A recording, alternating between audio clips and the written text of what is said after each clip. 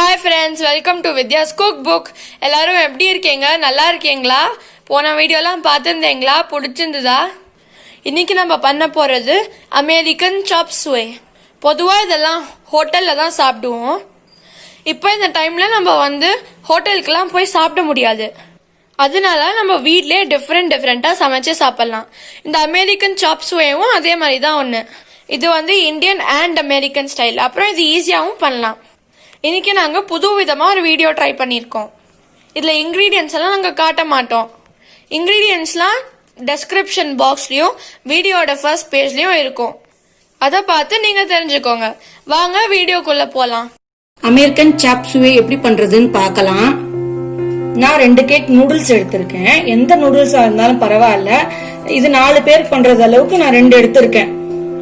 அதை நம்ம வேக வைக்க போகிறோம். நான் கொஞ்சம் தண்ணியை பாயில் பண்ணி வச்சிருக்கேன். அதுல 1 டேபிள் ஸ்பூன் எண்ணெய் விடுறேன். நூடுல்ஸ்க்கு தேவையான அளவு உப்பு.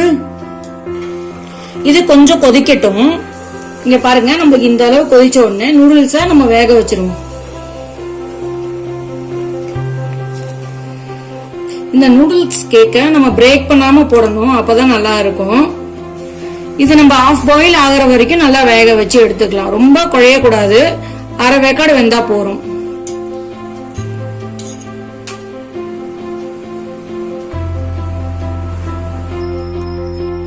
இங்க பாருங்க, நூடுல்ஸ் நல்லா பிரிஞ்சு அரை பதத்துக்கு வந்துருது பாருங்க. இந்த ஸ்டேஜ்ல நான் ஆஃப் பண்ணி வடிய வச்சு கொண்டு வரேன். வடிய வச்சது ரெடி ஆயிடுது. நம்ம இப்ப வேக வச்ச நூடுல்ஸ்ல 1 டேபிள் ஸ்பூன் எண்ணெய், 2 டேபிள் ஸ்பூன் கார்ன் ஸ்டார்ச். இது நல்லா மிக்ஸ் பண்ணிப்போம். இந்த மாதிரி கார்ன் ஸ்டார்ச் போட்டு நல்லா கலந்து வச்சாச்சு. இது கொஞ்சம் நேரம் ஆறட்டும். ஆறினோடனே பொரிக்கணும். அதுக்குள்ள நம்ம இதுக்கு வேணுங்கிற சாஸை ரெடி பண்ணி வச்சுக்கணும். நம்ம சாஸ் ரெடி பண்ண போறதுக்கு பேன் நல்லா காஞ்சின்னு இருக்கு. நான் 1 டேபிள் ஸ்பூன் எண்ணெயை விடுறேன். 10 பூண்டு, 1 பிஞ்ச் இஞ்சி, இது ரெண்டுத்தையும் நான் எண்ணெயில போடுறேன். நல்லா கொஞ்சம் இப்படி வதக்கிக்கலாம். நம்ம 2 மீடியம் சைஸ் ஆனியனை பொடி பொடியா கட் பண்ணி வச்சது அதையும் போடுறேன். 1 டேபிள் ஸ்பூன் இஞ்சி பூண்டு விழுது. எல்லாத்தையும் போட்டு நல்லா வதக்கிக்கலாம். நான் வெங்காயத்துக்கு தேவையான அளவு உப்பு போட்டு வதக்குறேன்.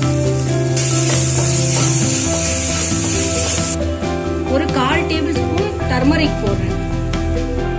இதோட நான் 4 தக்காளிய நல்லா வேக வச்சு அதை பியூரியா ஆக்கி வச்சிருக்கேன். அதையும் விடுறேன். பெரிய பெரிய தக்காளி 4 எடுத்திருக்கேன். சின்னதா இருந்தா 5 இல்லாட்டி 6 எடுத்துக்கோங்க.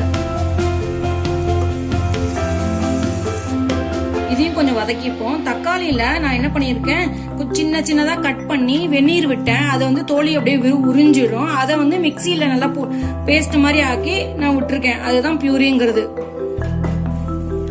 இன்கிரீடியன்ஸ் எல்லாம் டிஸ்கிரிப்ஷன் பாக்ஸ்லயும் வீடியோட ஃபர்ஸ்ட் பேஜ்லயும் இருக்கும்.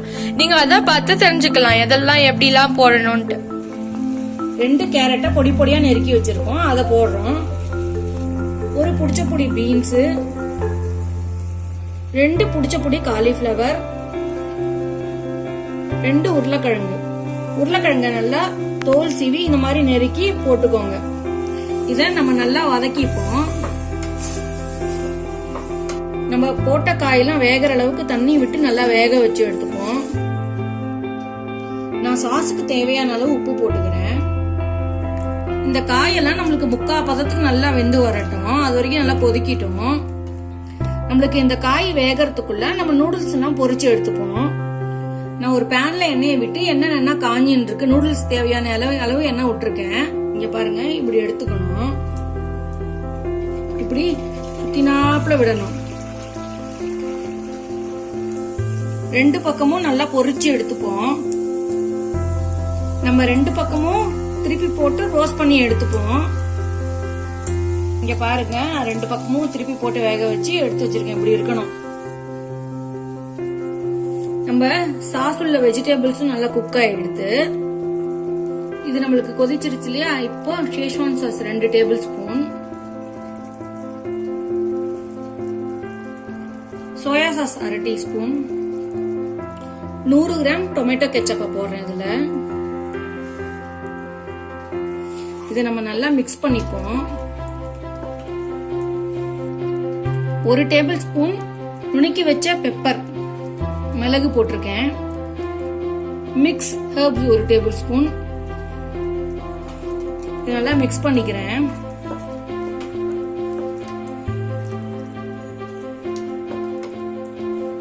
கொஞ்சம் தண்ணி விட்டு கொதிக்க விட்டுக்கலாம். சாஸ் நம்மளுக்கு ரெடி ஆயிடுது. சாஸ்ல உங்களுக்கு காரம் கொஞ்சம் ஜாஸ்தியா வேணும்னா நம்ம டொமேட்டோ கெச்சப் விட்டோம் இல்லையா, அதை 50 ml ஆக்கிக்கோங்க. நான் 1 டேபிள் ஸ்பூன் கார்ன்ஸ்டார்ச் எடுத்து தண்ணி மாதிரி இப்படி விட்டு வச்சிருக்கேன். இதையும் இதுல விட போறேன்.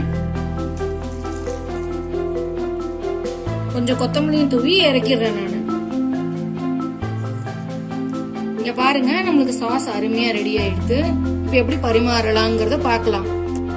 இங்க பாருங்க, இப்படி வைக்கணும். இல்ல இந்த சாஸை இப்படி விடணும்.